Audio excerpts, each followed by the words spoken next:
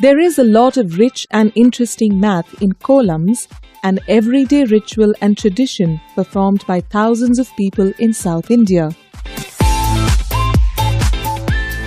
In keeping with Hey Math's multidisciplinary approach to teaching math, we organized a special session on math, art and columns as part of the Madras Week celebrations at Kids Central High School.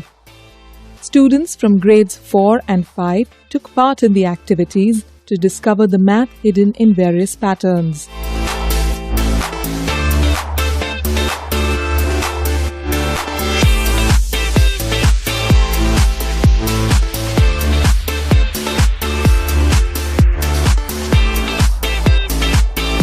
Creating a column involves artistic and spatial skills.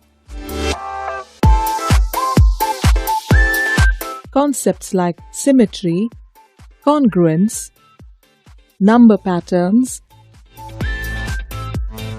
and rotational symmetry are embedded in these intricate designs.